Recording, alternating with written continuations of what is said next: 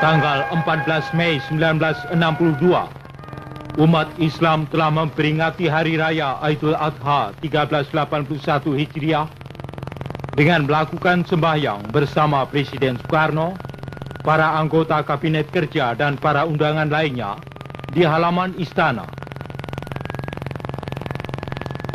Pada rekaat kedua, tiba-tiba ada seorang yang mencoba melakukan pengkhianatan, melakukan tembakan ke arah Presiden Soekarno. Selama 22 tahun berkuasa, Soekarno mengalami 23 kali percobaan pembunuhan terhadap dirinya. Namun tak satu pun yang berhasil merenggut nyawa sang proklamator. Peristiwa-peristiwa pembunuhan Soekarno ada yang melibatkan konspirasi tingkat tinggi hingga isu agama dan asmara. Kelompok DITII paling sering melakukan upaya percobaan pembunuhan terhadap Soekarno. Seperti yang terjadi pada saat Perdana Menteri Uni Soviet Nikita Khrushchev mengadakan kunjungan kenegaraan ke Indonesia. Presiden Soekarno waktu itu menyertainya dalam perjalanan ke Jawa Barat. Tak kala sampai di jembatan Raja Mandala, ternyata sekelompok anggota DITII melakukan penghadangan. Beruntung, pasukan pengawal presiden sigap meloloskan kedua pemimpin dunia tersebut. Kemudian pada tahun 1960, saat Presiden Soekarno melakukan kunjungan kerja ke Sulawesi, ketika berada dalam perjalanan keluar dari lapangan terbang Mandai, sebuah peluru mortir ditembakkan anak buah Kahar Muzakar. Arahnya ke kendaraan Bung Karno. Tetapi ternyata meleset sangat jauh. Soekarno selamat. Dari sekian banyak peristiwa percobaan pembunuhan terhadap Soekarno, ada 3 peristiwa yang paling mengerikan dan menggemparkan dunia saat itu. Yang paling merenggut banyak korban adalah peristiwa perguruan Cikini. Saat itu 30 November 1957, Presiden Soekarno mengunjungi perguruan Cikini dalam rangka menghadiri perayaan ulang tahun ke-15 sekolah itu. Putra-putri Soekarno seperti Muhammad Guntur dan Megawati Soekarno Putri juga belajar di sekolah tersebut. Namun siapa yang menyangka jika perayaan yang meriah penuh keriangan itu merubah wajah anak-anak sekolah itu menjadi hujan tangisan. Tanpa berpikir panjang, para pelaku menarik pemicu granat dan melemparkannya ke arah presiden yang masih berada di tengah kerumunan anak-anak sekolah. Meski cedera, Presiden Soekarno yang menjadi target utama selamat, termasuk putra-putrinya. Namun 11 orang tewas dan 400 orang lainnya luka-luka akibat pecahan granat yang dilemparkan para teroris. Mirisnya, sebagian besar korban adalah anak-anak sekolah yang polos dan buta politik. Muhammad Hatta menyebut upaya pembunuhan tersebut sebagai metode fasis. Para penggranat yakni Yusuf Ismail, Saadon Muhammad, Razif Husain, ketika itu masing-masing berusia 20, 18, dan 23 tahun kemudian dihukum mati. Ketiganya adalah anggota organisasi gerakan anti komunis yang dipimpin oleh Ibrahim Saleh, teman dekat Kolonel Zulkifli Lubis, mantan kepala intelijen negara. Zulkifli Lubis kemudian dituding oleh Nasution sebagai dalang di balik aksi penggranatan itu. Namun hal itu sama sekali tidak terbukti. Belakangan diyakini ada campur tangan CIA dalam peristiwa ini. Ada bukti-bukti yang tersebar bahwa CIA mempunyai hubungan dengan kelompok yang merencanakan pembunuhan. Peristiwa lain yang sangat menggemparkan adalah percobaan pembunuhan atas Presiden Soekarno oleh perwira penerbang Auri. Tak tanggung-tanggung, istana kepresidenan di Bogor dan Jakarta diberondong oleh pesawat tempur MiG-17. Pelakunya adalah Daniel Maukhar. Awal mula keterlibatan Daniel Maukhar terhadap upaya pembunuhan Presiden Soekarno itu karena dia berhasil dihasut oleh Sam Karundeng, anggota Perjuangan Rakyat Semesta atau Permesta. Pada pagi 9 Maret 1960, Daniel menerbangkan pesawat jet tempurnya. Pihak Angkatan Udara tidak curiga karena jadwal latihan rutin Daniel bersama pesawatnya memang jatuh pada hari itu. Sasaran pertama setelah mengudara adalah tangki bensin BPM di Tanjung Priok. Dari ketinggian 800 meter dengan sudut 30 derajat, dia menembak stok bahan bakar ibu kota itu. Setelah sasaran pertama beres, Daniel bergerak ke Istana Merdeka. Dari ketinggian 600 meter, Daniel menembak dari arah selatan. Salah satu peluru yang dia tembakkan tepat mengenai tempat di mana Soekarno sering duduk di pagi hari. Untungnya di pagi itu Soekarno sedang tidak berada di Istana Merdeka.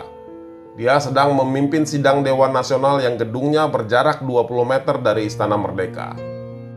Setelah membombardir Istana Merdeka, Daniel mengaku langsung menuju Bogor. Sesampainya di kota hujan itu, ia lepaskan lagi tembakan ke Istana Bogor. Pesawat tunggangan Daniel kemudian mendarat secara darurat di Leles sekitar pukul 2 siang. Sayap kiri pesawat itu putus, sayap kanan tertutup lumpur dan airbag-nya rusak. Daniel mengaku telah merusak pesawatnya dengan cara pendaratan darurat di landasan udara. Dalam persidangan di Mahkamah Militer, Maucar membantah bahwa dirinya mencoba membunuh Soekarno. Ia berdalih dan bersikeras bahwa aksinya hanya sekedar peringatan karena sebelum menembak istana, dia sudah memastikan tak melihat bendera kuning dikibarkan di istana sebagai tanda presiden ada di istana. Dia tahu istana sedang kosong. Maucar sendiri mengaku sangat mengagumi Soekarno. Ia mengatakan bahwa aksi itu dilakukan karena kekecewaan dan hasutan para pejuang permesta yang kala itu merasa diperlakukan tak adil oleh pemerintah pusat.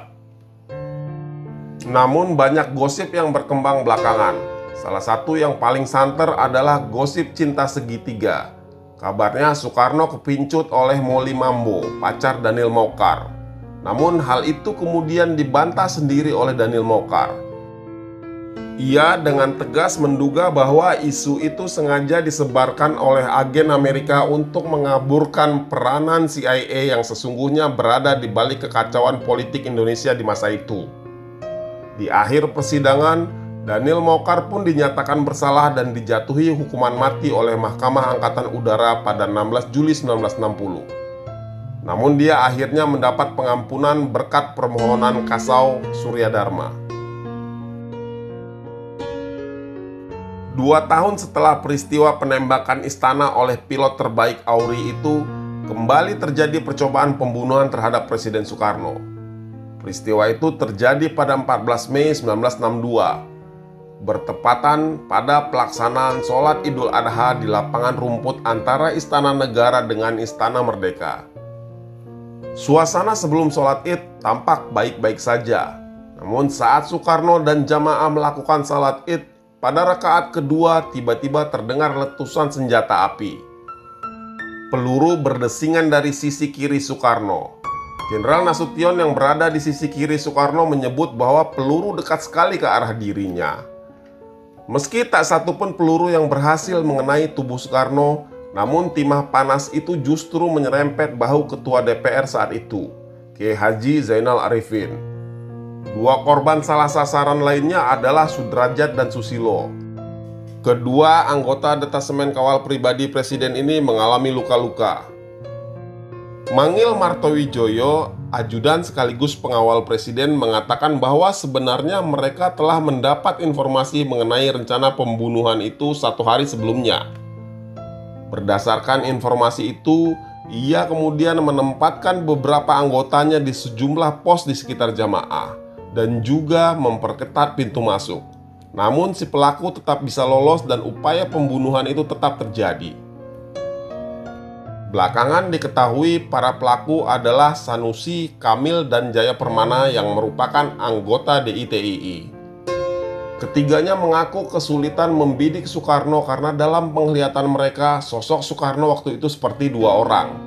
Mereka kebingungan membedakan yang mana Soekarno sebenarnya. Para pelaku kemudian ditangkap dan divonis hukuman mati oleh Mahkamah Angkatan Darat. Setelah peristiwa tersebut, Soekarno tidak pernah sholat lagi di tempat terbuka. Peristiwa ini juga mendorong Jenderal Nasution membentuk pasukan pengawal presiden, Cakrabirawa.